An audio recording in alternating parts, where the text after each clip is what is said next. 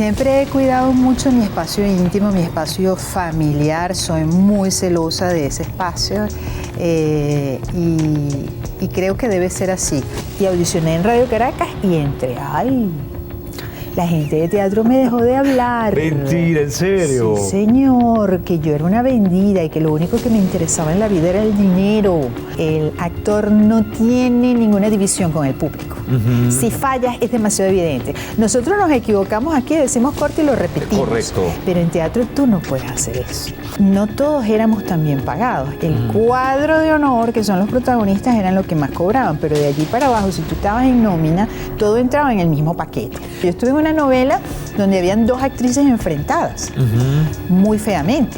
Y entonces una se ponía unos sombreros para salir y grabar una escena y llegaba la otra y veía que esta tenía el sombrero tal y decía ya yo vengo y se iba a cambiar de ropa para venir más avasallante que esta. Y te puedo decir que yo he hecho de bruja, de enfermera, de secretaria, de loca, de un sinfín de roles que interpreté en Radio Caracas que me dieron la oportunidad de hacer, con los que fui sumamente feliz. Hola, ¿qué tal Venezuela? Qué gusto poder saludarles. Feliz noche, como siempre. Bienvenidos y gracias por regalarnos el privilegio de su tiempo. Para nosotros siempre será un honor poder entrar en cada uno de sus hogares, de su sala, del espacio donde nos esté viendo. Pues muchísimas gracias. Y si nos ve a través de las plataformas como YouTube o nuestra plataforma streaming también, muchísimas gracias por estar allí. Recuerden que esa plataforma está disponible para ustedes. Podrán disfrutar de este y todo el contenido de nuestra planta televisiva. Está disponible en iOS y también en Android. Muchachos, como siempre, un aplauso, ¿vale? Para iniciar esta jornada, la grabación de este programa con alegría y muchísimo optimismo. También gracias a todas las personas que semana tras semana pues nos dejan saber a través de las redes sociales sus comentarios acerca de cada una de las entrevistas y conversaciones que tenemos acá con nuestros invitados. Y hablando de eso, hoy tenemos una invitada de esas que son de lujo, con la que aprenderemos, nos pasearemos no solo por su historia, sino por buena parte de la industria del entretenimiento, puntualmente de la televisión, del cine y del teatro en Venezuela. Ella es actriz, también productora, locutora, pero sobre todo, y algo que yo rescato de esta maravillosa mujer, es que ese conocimiento que ha adquirido con el pasar de los años y su trayectoria en la televisión, pues ha decidido también transmitirlo a las nuevas generaciones, porque vaya que es una de esas grandes docentes que vale la pena pues mencionar y con quien hoy tendremos el gusto de conversar. Bienvenida al estudio de Con Voz Propia, la actriz Francis Romero. Francis, bienvenida. Gracias. ¿Cómo estás? Qué gusto. ¿Cómo estás? Un gusto saludarte. Y Venezuela, yo sé que también está feliz de poder saludarte. Y yo más, de llegar a toda esa gran audiencia. Bueno, vamos a tomar asiento para empezar esta bonita y grata conversación. Francis, ¿cómo te hacen sentir las entrevistas? ¿Te gustan? ¿Te hacen sentir un poco nerviosa? ¿Qué sensación te generan? Bueno, siempre uno se pone nervioso porque aunque uno sea actriz, no te creas, uno le dan los nervios porque no es lo mismo cuando tú tienes un libreto que lo has ensayado, que te lo has aprendido y sabes justamente qué es lo que vas a decir, a una entrevista que no sabes qué te van a preguntar, qué vas a responder, y uno siempre quiere dar la talla, ¿no?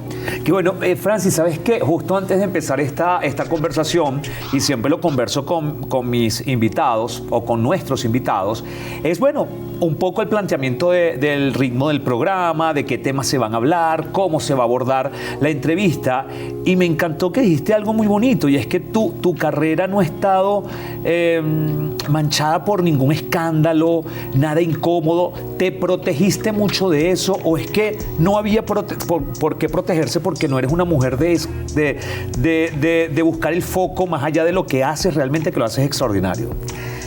Mira, siempre he cuidado mucho mi espacio íntimo, mi espacio familiar. Soy muy celosa de ese espacio y creo que debe ser así. Lo he visto en mis colegas que de alguna manera han expuesto su vida y eso trae sus problemas, porque si bien somos figuras públicas, cuando muestras demasiado la gente quiere saber más, pero cuando no lo muestras todo, creo que la gente siempre tendrá algo que descubrir de ti. Entonces yo me he resguardado mucho en mi parte familiar y creo que lo que tengo que mostrar es mi trabajo. Eso es lo que importa. Y hablando justo de ese trabajo que reitero, es formidable y lo hemos disfrutado a través de distintos formatos en los que has podido ejercer tu profesión, ¿siempre fue así? ¿Siempre tuviste la mirada puesta en las artes escénicas o hubo un momento en tu vida en la que no era ese el foco principal? Es que mi caso es muy particular porque mi mamá, que fue una de esas grandes mujeres venezolanas echada para adelante, que tuvo que sacar su familia buena parte de su vida sola, pues me impulsó desde muy pequeña. El típico cuento que tú haces, estás en todos los actos de colegio, recitas la poesía. Y yo tengo un caso muy curioso, que es que quien me enseñó a leer a mí fue mi mamá. Yo a los 4 años ya leía. Ah, mira. Y ella tenía un método muy particular. Mi mamá siempre fue una mujer empoderada, trabajaba, tenía carro propio en una época en que eso era impensable. Y mientras me llevaba al colegio me decía, Francis, yo necesito ver si tú aprendiste a leer. Lee todas las vallas que vamos pasando. Y ese fue mi método de lectura rápida. Quiere decir que me destaqué mucho en el colegio porque yo leía muy bien a muy temprana edad. Era la que recitaba las poesías del Día de la Madre, que estaba en todos los actos de fin de año. Y bueno, me fue creciendo ese interés en mí de estar en un escenario. Hasta que ya en bachillerato se implementó la materia de teatro y tuve una gran maestra que se llama Lola Ferrer, que su nombre está en una de las salas de teatro de Caracas, la sala de teatro Lola Ferrer. Bueno, ella fue maestra mía en el liceo. Y bueno, ahí empezó a darme clases de teatro porque las opciones eran guitarra. A mí con la guitarra se me rompían los dedos, tengo unos dedos muy delgados. Y fue una gran frustración porque siempre he querido ser músico. Lo otro era jardinería. Y yo decía, no, por ahí no es. Bueno, yo me voy a meter en teatro a ver qué tal. Y bueno, me enamoré del teatro ya en bachillerato y bueno, fui buscando. Mi mamá le hizo gracia hasta que me inscribí en la Escuela Nacional de Teatro. ¿Le parecía todo chévere como hobby, sí, pasatiempo? Muy lindo. Hasta que dijiste, no, esto va en serio. Esto va en serio. ¿Qué pasó en ese momento? ¿Tu mamá no estuvo muy de acuerdo? Para una mujer humilde que ha hecho su vida desde muy abajo, que tuvo que trabajar en fábricas, limpiando casas, haciendo un sinnúmero de actividades para poder mantener a sus hijos, el sueño es que uno tenga una carrera universitaria. Se entiende que seas abogado, que seas médico, que seas arquitecto. En ese momento yo quería estudiar psicología, pero bueno, yo dije, mientras termino el bachillerato, ¿por qué no hacer una audición? Mi mamá me metió en una escuela de modelaje para que, bueno, yo tuviera estas cuestiones de buena postura, pasarela, fotogenia. Ella quería que yo concursara, como toda madre venezolana, en un concurso de belleza, y me metió en una escuela de modelaje muy famosa en ese momento, Hermann's Institute. Sí, claro. Que en esa escuela daba clases María Calay, por cierto, que fue preparadora de las grandes Miss Universos de nuestro país. Yo la tuve a ella de profesora de modelaje, pero siempre fui muy patifloja para la pasarela, pero yo tengo los pies planos, entonces caminaba como un patico y no se me daba bien eso. Entonces Hermann, que era el director de la escuela, un día me llama y me dice, ¿tú realmente quieres ser modelo? Porque allí daban como materia adicional actuación, daban modelaje, maquillaje y actuación. Y ahí yo era buenísima. Yo le decía, bueno, pero lo que me interesa realmente es la actuación. Entonces tú no haces nada aquí. Me dio una tarjeta para que me fuera a la Escuela Nacional de Teatro a hablar con Gilberto Pinto, que en ese momento yo no sabía quién era, uno de los grandes maestros de teatro en Venezuela. Y me fui para allá y me dijeron, bueno, pronto hay audiciones. Hice mi audición, todo un día de audiciones y quedé. Ahora, vamos a dejarlo hasta allí porque tenemos que marcar una pausa. Vamos a retomar ese cuento después de quedar en esa audición, qué pasó, y quiero pulsar contigo ese gran dilema que ha existido siempre para los actores de esa generación, y el actor de teatro y el actor de televisión. Le restaban un poco de crédito al actor de televisión porque decían que el verdadero actor era de teatro. Tu opinión yo creo que es muy valiosa porque eres una mujer que conoce muy bien de esta materia. Marcamos una pausa, al regreso más de este programa, su programa Con Voz Propia. Ya venimos.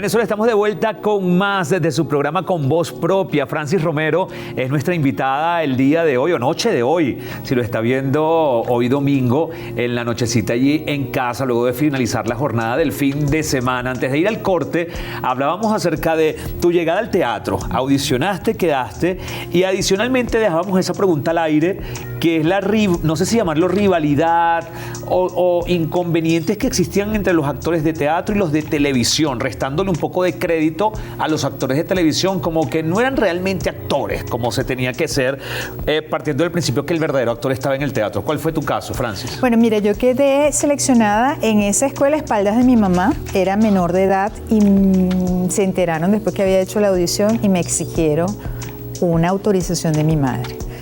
Ahí fue donde yo le dije, mamá, hice esta audición, me tienes que firmar esta autorización. Mi mamá se puso muy seria y me dijo, te la firmo siempre y cuando estés eximida en todas las materias. Ok. Y ahí estabas en bachillerato todavía. Estaba en bachillerato todavía, yo fui muy atrevida. Y me metí en esta escuela que era seria, con 6 materias más las que yo tenía en bachillerato. Y fue mi base. Esta escuela con grandes maestros te inculcaban que realmente el arte actoral estaba en el teatro y que la televisión era para vendidos. Y yo salí de esa escuela egresada pensando en eso. ¿Qué pasa? Que cuando tú estás iniciando cualquier carrera te dan trabajo si tienes experiencia, ¿verdad? Pero no tienes experiencia porque no te dan trabajo. Correcto, sí. Entonces es un círculo vicioso paradójico, que tú no sabes cómo romper ese celofán. Y no conseguía ni un grupo de teatro, ni dónde meterme. Y yo decía, bueno, no me dejan entrar en un grupo porque no soy conocida. Y para ser conocido tienes que hacer televisión, porque en ese momento pues no existían las redes sociales y era el medio masivo que llegaba a todas partes. Lo sigue siendo. Pero en ese momento muchísimo más, correcto, porque era la única alternativa. Entonces, bueno, fui a una audición de un monólogo en rajatabla, quedé seleccionada, empecé, pero me costaba mucho. Era muy difícil para mí. Y bueno, estuve becada para estudiar en Italia y al regreso yo dije, yo me voy a dejar de esto, yo voy a hacer televisión. Y audicioné en Radio Caracas y entré. ¡Ay! La gente de teatro me dejó de hablar. Mentira, ¿en serio? Sí, señor, que yo era una vendida y que lo único que me interesaba en la vida era el dinero y que yo no era de teatro realmente. Pero porque la filosofía de la gente de teatro es que el dinero no es importante, es todo por arte, así no tengan... ¿Es o era así?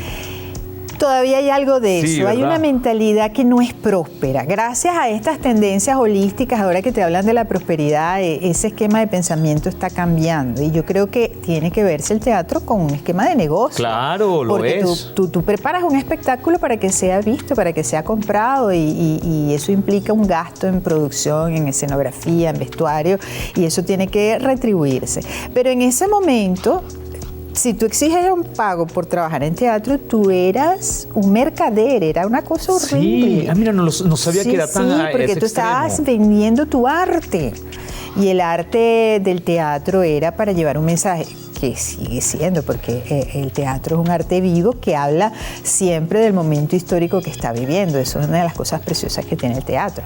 Pero ¿cómo tú vas a trabajar de gratis? ¿De qué vas a vivir? Y por eso es que cuando uno le dice a un familiar voy a hacer teatro, se quedan ¿cómo? Francis, y más allá de esos prejuicios que existían, o sea, que tu mamá podía tener, ¿no existía ese temor que para los actores de ese momento o la industria del entretenimiento estaba un poco mal vista? Sí. Porque, bueno, las mujeres que participaban allí, bueno, tenían algunas características que luego se fue desmintiendo con el tiempo y para los caballeros también era muy complicado. El último entrevistado que tuvimos acá reciente fue Félix Loreto y él decía que, bueno, que su papá del llano decía que mi hijo en la televisión, entonces esto está raro, a la rodea se le salió una carreta. ¿Qué pasó? ¿Cuál fue tu caso? ¿Tu mamá no tenía esos prejuicios o sí, quizás los tenía un poco? Bueno, el primer susto que tuvo mi mamá es que yo me alejara de la casa, porque yo empecé a llegar tarde. En la Escuela Nacional de Teatro se estudiaba hasta las 8 o 9 de la noche. Estamos hablando de otra Venezuela, claro, donde tú podías andar, agarrar un carrito por puesto a esa hora y no pasaba nada.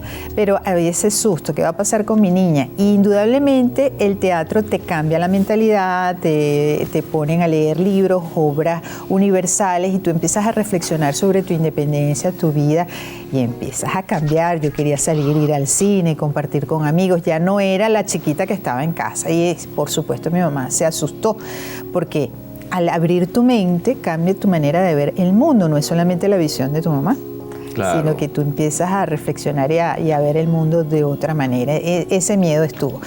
Pero yo creo que cuando tú tienes una formación de base familiar bien dada, es difícil que tú te vayas por el camino correcto, que no es. Ahí está todo, ahí radica todo. Sí, y yo quiero insistir en esto, porque la familia, este programa tuyo maravilloso que llega a tanta gente, tiene que cuidarse. Yo creo en la familia con papá y mamá, porque a lo largo de mi carrera y sobre todo mi carrera docente, que formo a nuevos talentos, cuando esos niños o esos adolescentes o nuevos talentos vienen de familias fracturadas, todo le cuesta más. Sí. Cuando esos valores no están bien fundamentados. Es un medio que te expone, porque como se permite la libertad de pensamiento y de tantas cosas, por supuesto, estás expuesto a bebidas, a cosas que te pueden alterar tu estado emocional y te pasó, y psicológico. Francis, rozaste con eso, sí. Había la oferta, ¿era fácil obtener o estar cercano a todo esto que describes?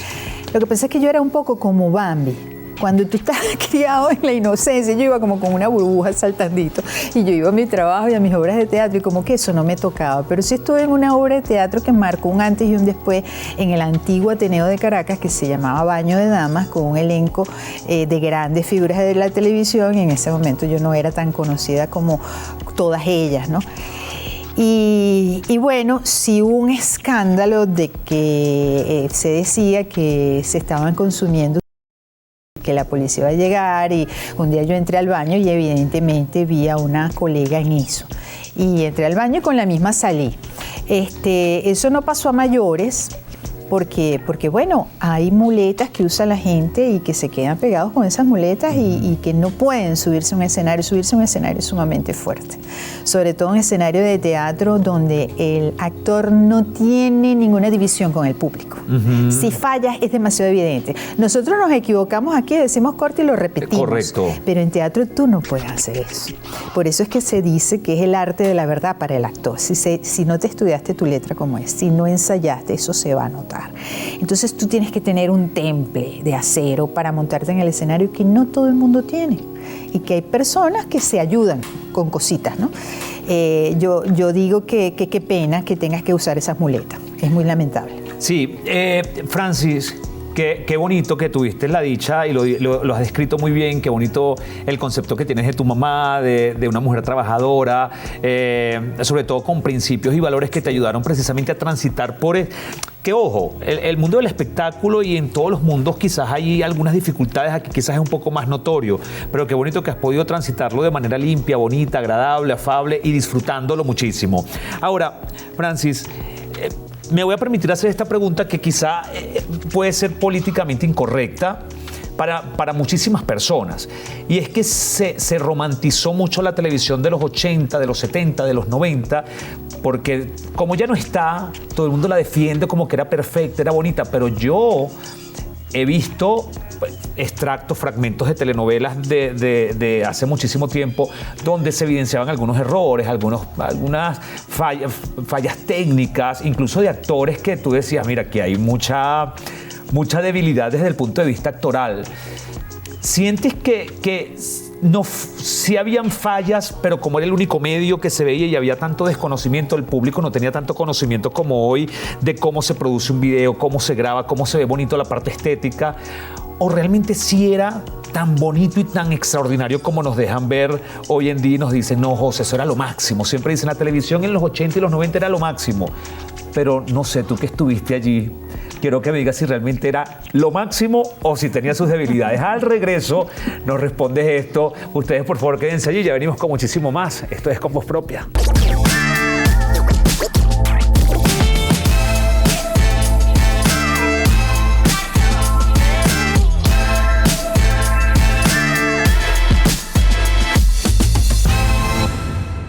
Venezuela querida, miren, yo lo que se ha hecho costumbre ya en cada uno de nuestras entrevistas, cafecito en mano, sé que quizás es tarde en la noche, pero bueno, vale la pena para disfrutar de esta grata conversación junto a nuestra invitada. Antes de ir al corte, hablamos acerca de esa televisión de los 80-90, donde fuimos muy exitosos, tuvo mucho éxito no solo en Venezuela, sino en buena parte de América Latina. Se habla y se defiende como que fue lo máximo, pero la verdad es que cuando uno empieza a ver que en YouTube hay muchos extractos de telenovelas, de programas, uno se encuentra con cosas que tú dices, mira, esto no era tan bonito, tan amable, tan divertido realmente. Incluso habían cosas que rayaban en la ofensa o en lo mal elaborado, mal hecho. Tú que estuviste allí puedes contrastar, Francis, ¿qué nos cuentas? ¿Qué nos dices? Bueno, yo entré en la televisión ya a comienzos de los 90, te puedo hablar de allí en adelante. Venezuela estaba en la punta en la creación de telenovelas, en la industria de la telenovela, porque recuerda que muchos cubanos vinieron a Venezuela a crear la industria televisiva que habían ya desarrollado en Cuba, y entonces la impulsaron. Y con ellos vinieron todo lo que era la radionovela, que después se trasladó a la telenovela. Y te puedo decir que una vez en Radio Caracas vinieron unos japoneses a ver cómo lo hacíamos nosotros, y ellos no podían creer que nosotros hacíamos 32 escenas en un día.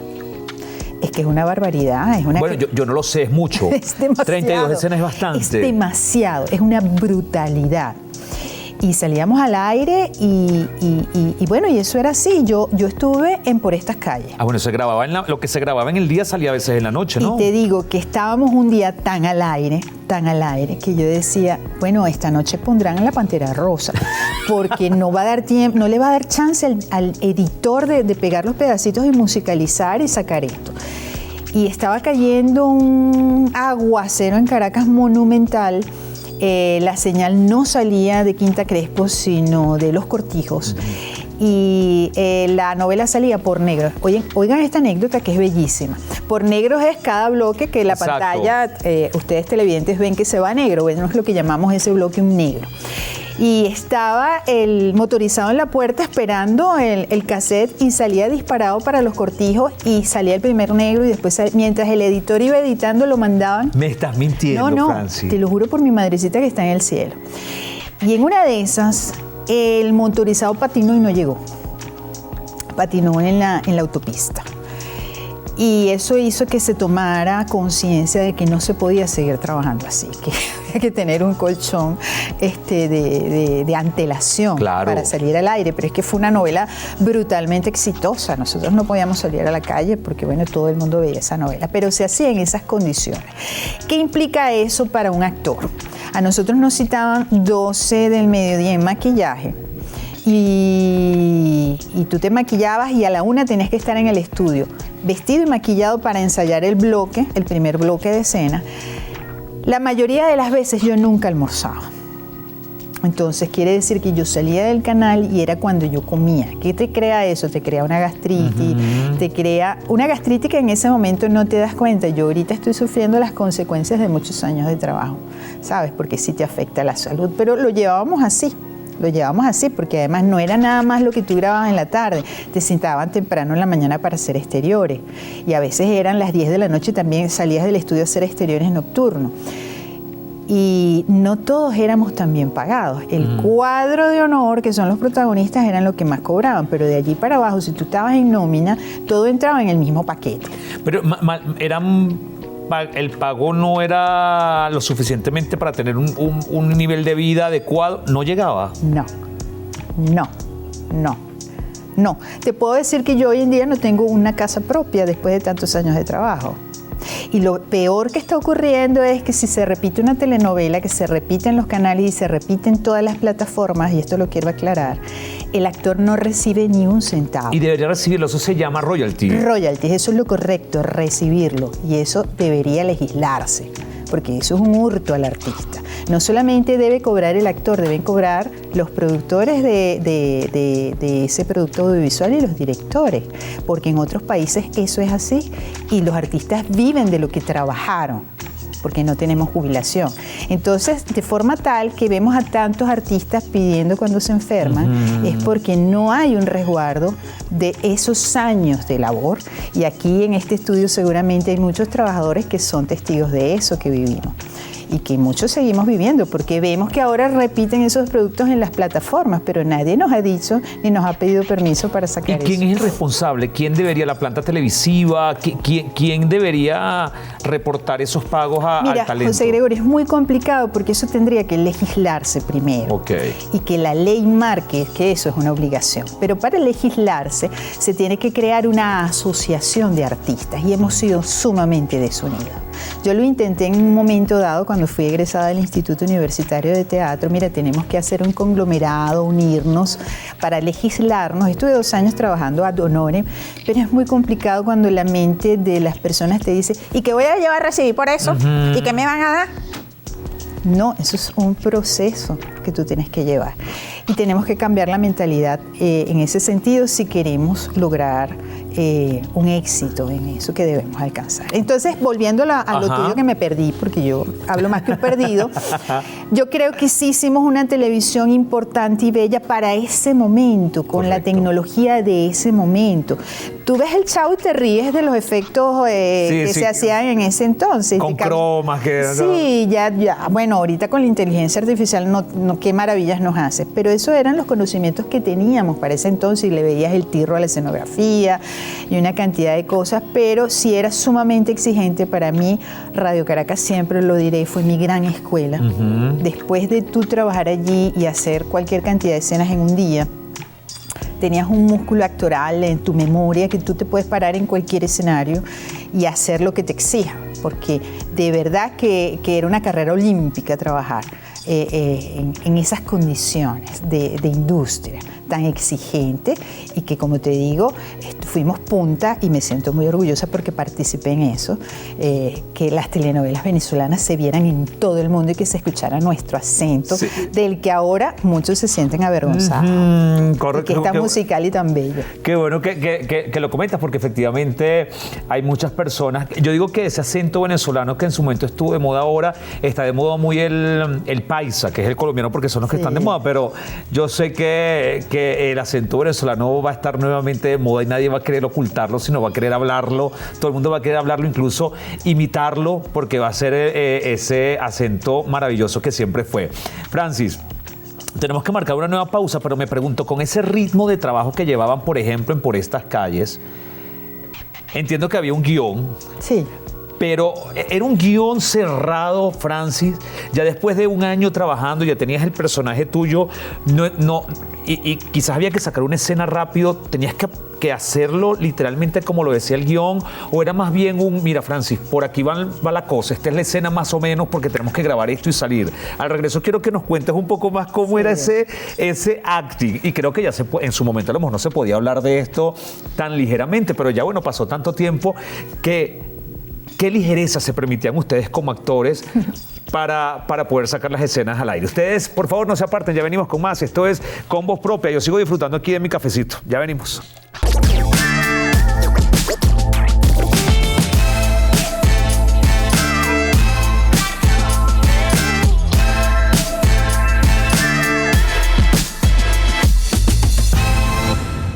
Continuamos Venezuela con muchísimo más. Mire, por cierto, durante el corte, mi productor me dice, José, la gente va a pensar que tú no le ofreciste café a Franci. Pero es que Franci, antes del corte anterior, ella me dijo, mira, voy al aire, mira, qué bueno trabajar con profesionales como tú. Que mira, me lo tomo rapidito porque vamos al aire. Y después te dije, no, vale, lo podemos disfrutar aquí al aire. Ella sí ya se había tomado y este es su segundo café. Mira, salud, Franci, vamos a brindar con café. Está con más café rico porque además a esta hora de la noche uno tiene frío y el café te caliente y el aroma del café venezolano.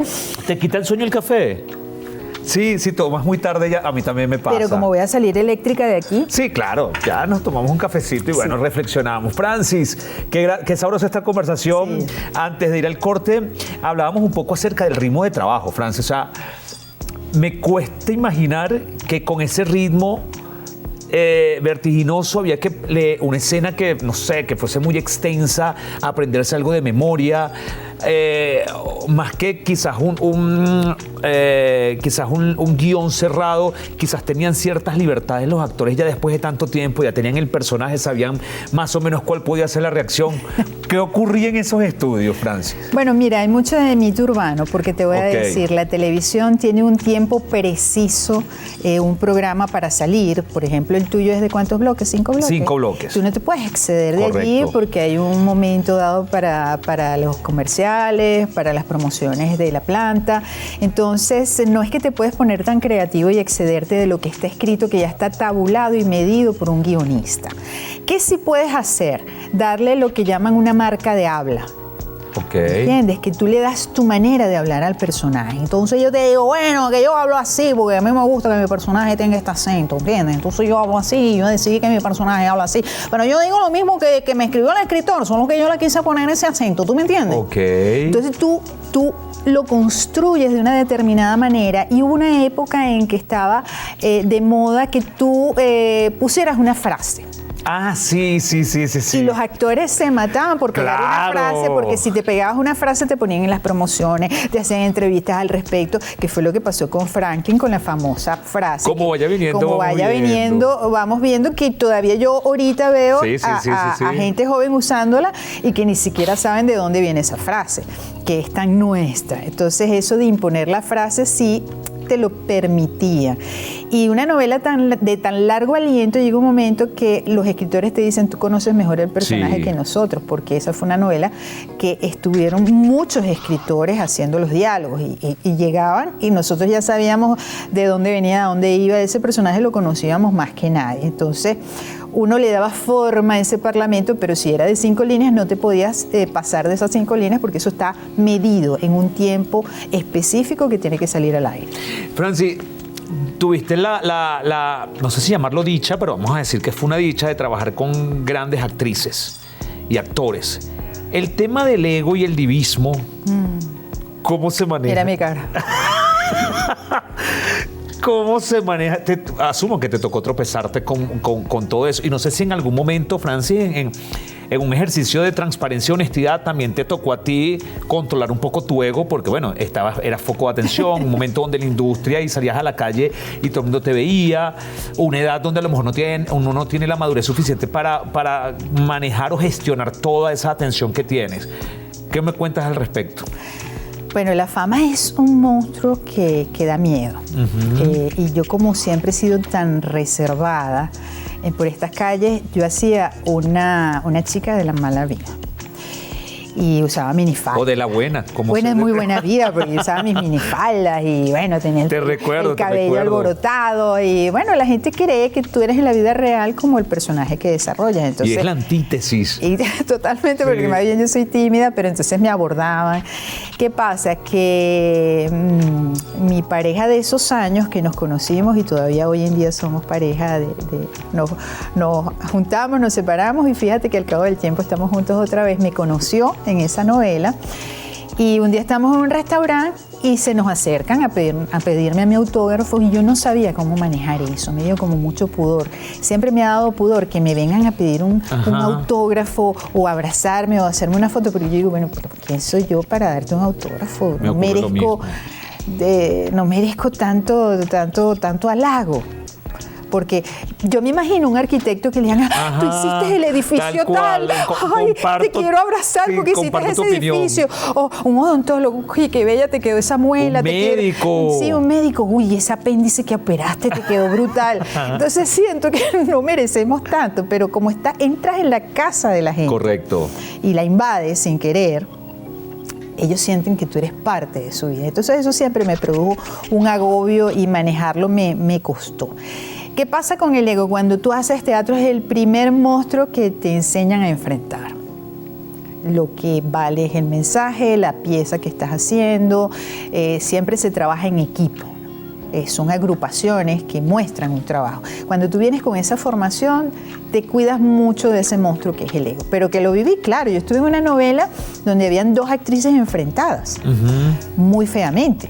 Y entonces una se ponía unos sombreros para salir a grabar una escena y llegaba la otra y veía que esta tenía el sombrero tal y decía, ya yo vengo, y se iba a cambiar de ropa para venir más avasallante que esta. Y nos podíamos estar una hora esperando que se cambiaran hasta 3 veces y que decidieran finalmente hacer la escena. ¿Qué novela fue? Mira, eso fue un escándalo que creo que todavía está reseñado por allí. Una novela que se llamaba Caribe. Caribe, ok. Caribe, que bueno, hoy en día sería brutal ver su trama, pero estábamos en el estudio así. ¿Cuándo decidirán qué ropa se van a poner? Entonces, las llegadas tardes de actores. En Radio Caracas eso no se permitía porque te amonestaban o te descontaban de tu sueldo. ¿Podían sacar un protagonista de una novela? El protagonista, si se empezaba a portar mal, yo a veces me da la sensación de que el actor, cuando protagonizaba, o actores que tenían cierto peso, terminaban haciendo casi que lo que querían, porque sin mí la novela no va a funcionar. En las novelas que yo estuve no lo vi. Ok. Ahora, hay casos famosos como Carlos Cámara, y lo cuento porque eso es conocido. Un día dijo que se le habían pisado los 4 cauchos. Pues Carlos era muy tremendo, o es muy tremendo, pero es tan querido que tú lo oyes y tú te ríes. Él llegaba a veces con unas excusas que le había pasado no sé qué, y después él mismo se enredaba en sus mentiras. Pero era tan querido y es un actor que cuando está en escena tiene una memoria prodigiosa y te puede largar 16 escenas de un tirón y hacerlas con ese despliegue actoral tan maravilloso que le perdonaban esas cosas, esas pillerías. Pero eran muy pocos los que se permitían eso porque estaba en riesgo esa fama que para ellos era importante si querían ser internacionales. Recuerda que la telenovela venezolana era un trampolín. Correcto. Para tú ir a producciones en el extranjero. Entonces, si a ti te sacaban, que era mucho lo que arriesgabas, lo que perdías. Y no se arriesgaban a eso. Lo cuidaban. ¿El protagónico es el objetivo final de todo actor o hay actores que no les interesa el protagónico? ¿Cuál es tu caso? Bueno, tienes que estar claro cuál es el perfil de un protagónico, ¿verdad? La protagonista es esbelta, de ojos claros, de tez muy blanca, rubia. Yo no tengo nada de esos atributos. ¿Y eso no crees que estaba mal? ¿O crees que para la época estuvo bien? No, quizás no es un poco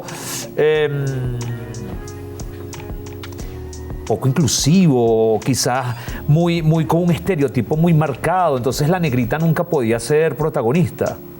Eso lo cambió la telenovela venezolana cuando hizo una novela que se llamaba Señora Isabel, que eran los amoríos de una señora con un chico más joven. Ellos empezaron a experimentar y les fue muy bien. Colombiana. En Venezuela siempre fuimos clásicos en eso, los ejecutivos no se querían arriesgar y era el esquema de la princesa, de la zapatilla, que es pobre y consigue al millonario que le cambia la vida, pero le cambia la vida al millonario porque se fijó en una chica espectacularmente hermosa que andaba por ahí. Que por más que le ensucien la cara sigue siendo bella, como el caso de Thalía con la Marimar, Mariala del Barrio y todo Pero esto. afortunadamente eso ha cambiado. Tenemos que marcar una pausa y lo acabas de decir, bueno, no estabas en el prototipo de la protagonista. Qué bueno, porque entonces no te generaba ruido no estar como protagonista. Pero entonces, ¿cuál era el papel que Francis quería siempre? ¿A dónde apuntaba? ¿Cómo lo hacía? Al regreso conocemos más de esta maravillosa historia y ya cerramos el último bloque y todavía tengo preguntas. Ay, Dios mío, ya venimos con más.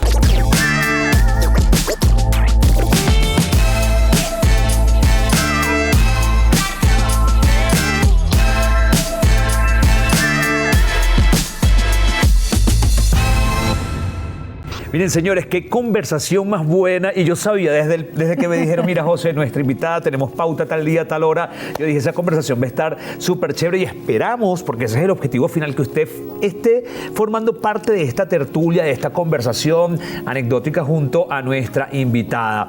Y que pregunten. Sí, que claro, que pregunten.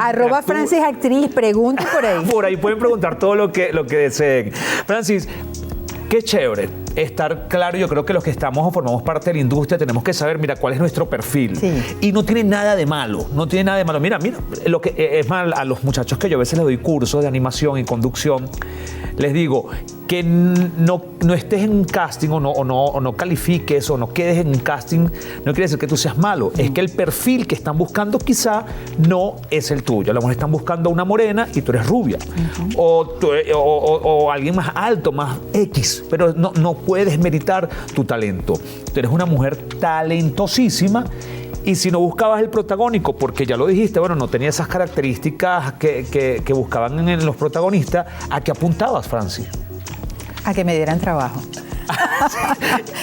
Sí, porque tú lo que quieres es estar allí y demostrar lo que tú sabes hacer. Y te puedo decir que yo he hecho de bruja, de enfermera, de secretaria, de loca, de un sinfín de roles que interpreté en Radio Caracas que me dieron la oportunidad de hacer, con los que fui sumamente feliz, porque es allí donde tú puedes demostrar tu versatilidad. Yo quise trabajar mucho la zona de la caracterización, pero la caracterización no como lo entiende mucha gente, que es que me pongo una nariz aguileña y ya soy la bruja. No, la caracterización de construir un personaje que tenga unas 3 características importantes que te definan.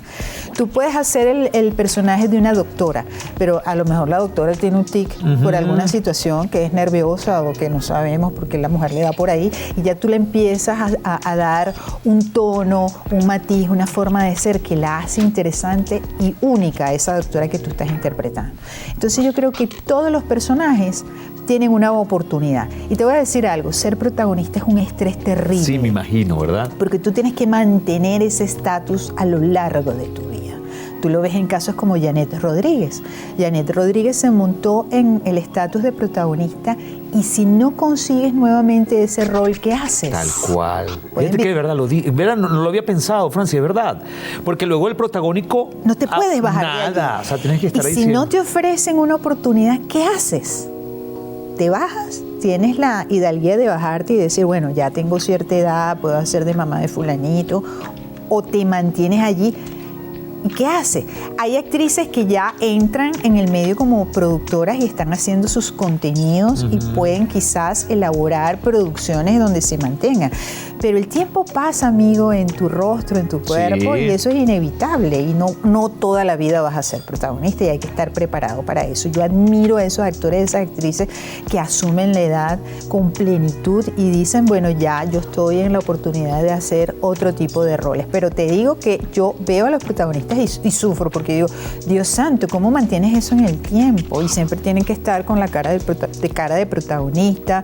Tú ves a Giancarlo Simanca en estos días, lo comento porque fue público, que se estaba poniendo un peluquín. Sí. Y fue, se puso un peluquín, sí. Pero ¿qué esperan? Ya tiene una edad. Correcto. Ya tuvo una carrera grandiosa siendo el protagonista masculino. Y el galán. Y ahora se quiere abrir paso para otras oportunidades. Vamos a permitírselo. Es un actor espectacular. Pero parece que eso estuviera prohibido envejecer. Entonces, cuando tú no estás con esa aspiración del protagónico, aunque tuve la oportunidad de protagonizar algunos unitarios, sí, y me fue extraordinariamente bien, ese es un estrés que yo no tuve y que me dio la oportunidad de disfrutar mi carrera al máximo, que la sigo disfrutando, porque mira, este año hice un personaje en teatro de una señora de 70 y pico de años. Yo no tengo esa edad, pero me permití el lujo de construirlo.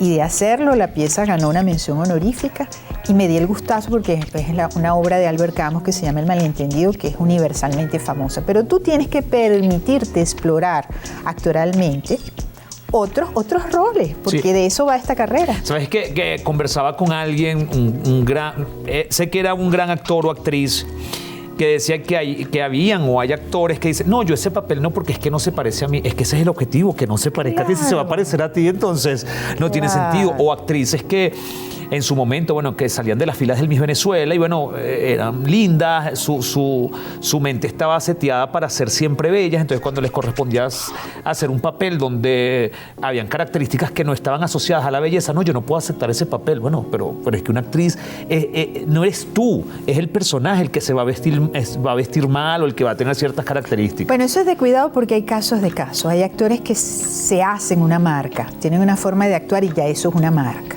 ¿verdad? Y la gente no quiere ver sino eso. A mí me parece, no está bien hablar, pero Mimi Lazo, por ejemplo, yo siento que Mimi es una tremenda actriz y tiene unas características que son las que enganchan. Su forma de hablar siempre asume roles, pero pareciera que siempre está hablando muy parecido y no es crítica, es más bien, no sé si halago, no sé si es una técnica, no sé si... Qué bueno que saques el caso de Mimi. Mimi es una actriz maravillosa y potente, pero la gente le compró una forma de ser y de hablar que hizo corazón en el venezolano con algunas novelas que ella hizo.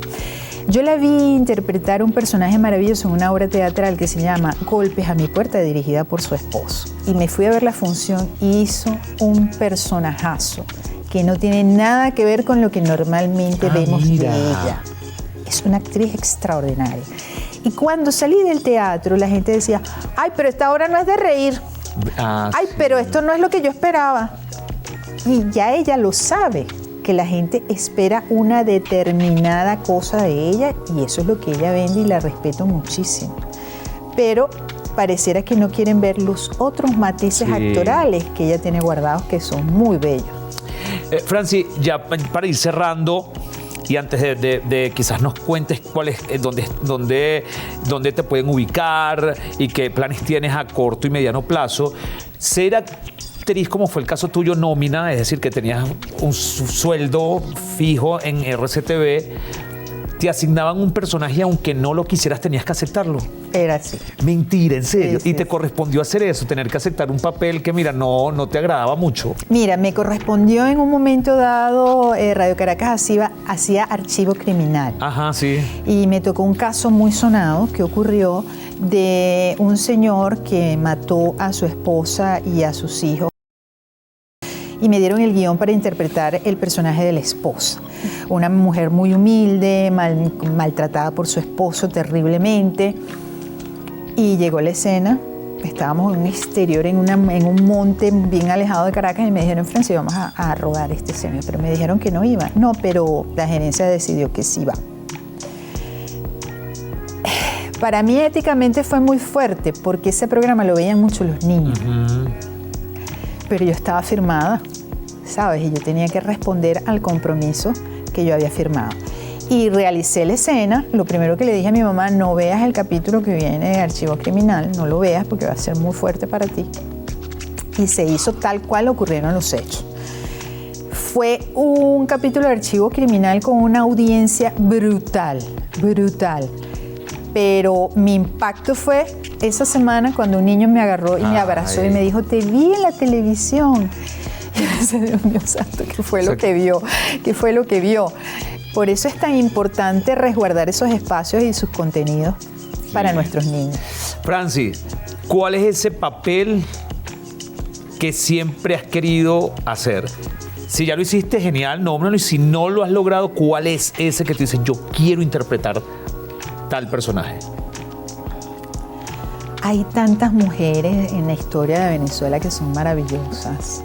Luisa Cáceres de Arismendi, me encantaría hacerlo. Mujeres que han marcado huella en la medicina de nuestro país, en las investigaciones de nuestro país. Creo que tenemos que seguir indagando mucho en nuestra historia de esos grandes personajes que pueden ser ejemplos para los jóvenes. Yo cuando empecé mi carrera actoral me puse un ejemplo. Yo quería ser como Meryl Streep y todavía quiero ser como ella porque yo digo, Dios mío, lo ha hecho todo. Sí. Siento que cuando tú tienes un ejemplo a seguir, es fácil seguir adelante o ponerte un horizonte. Yo quiero llegar allá. Y hacer ese tipo de trabajo es bello para guiar a la gente a un estándar noble. Qué bonito. Sí. Francis, se agotó el tiempo. Me gustaría dejar esta cámara número 1 para que, bueno, le comentes al público dónde pueden conocer un poco más de ti. Te vi por ahí también en las redes sociales. ¿Cómo pueden acercarse un poco más a ti en el caso de las capacitaciones? ¿Cómo se vislumbra el corto plazo para ti y, por supuesto, para el público que te sigue? Ahí está la cámara 1. Bueno, me pueden seguir en @FrancisActriz con la I del sombrerito en todas las redes sociales. Estoy bajo ese nombre, me van a encontrar. Ahorita me estoy dedicando mucho a la docencia. He desarrollado un taller de actuación para las cámaras sumamente exitoso. Ya hemos dado 2 ediciones y ahora en esta última edición nos pidieron un segundo nivel y te cuento que estamos haciendo un cortometraje con esta gente que está en el segundo nivel. Estoy entusiasmadísima porque he diseñado junto con Leonardo Galaviz un taller de actuación para las cámaras que es vivencial y práctico, que no se ha dado nunca de esa manera aquí en Venezuela. Y lo otro es que formo parte del cuerpo docente del Estudio de Artes Escénicas de Chacao, de lo que me siento orgullosísima. Estamos armando una escuela allí importante de formación. Y también estoy en la Universidad Audiovisual de Venezuela como docente en la cátedra de dirección de actores. Soy acting coach de los proyectos de realización. He trabajado ya como acting coach en varios cortos que han ganado premios. Así que la docencia me ha invadido y desde luego vengo con un nuevo proyecto teatral este año. Ya tuve uno, vengo con otro y escribiendo que me quiero dedicar ahora a la escritura. Qué bonito, Francis. Mira, Francis, querida, lo dijiste hace un instante y qué importante. Bueno, hay 2 cosas para resumir quizás esta conversación. Una es saber cuál es tu rol en cualquier momento de la vida.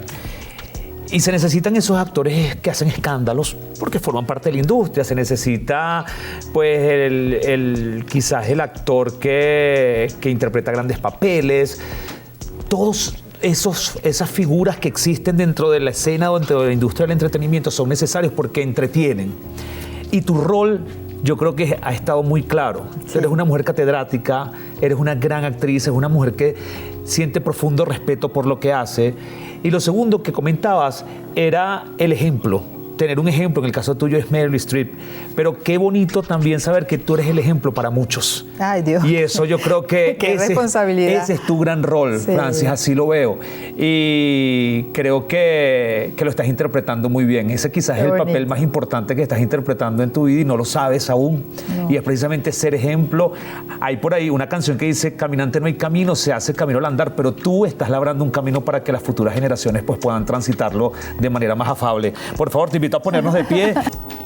Francis, querida, y la mejor forma de despedirte y homenajearte, como se hace siempre con las grandes estrellas y las grandes actrices, es con un fuerte aplauso. Gracias por habernos visitado. Un abrazo, gracias. Cuídate. Ahí lo tienes para ti. Muchísimas gracias. Gracias.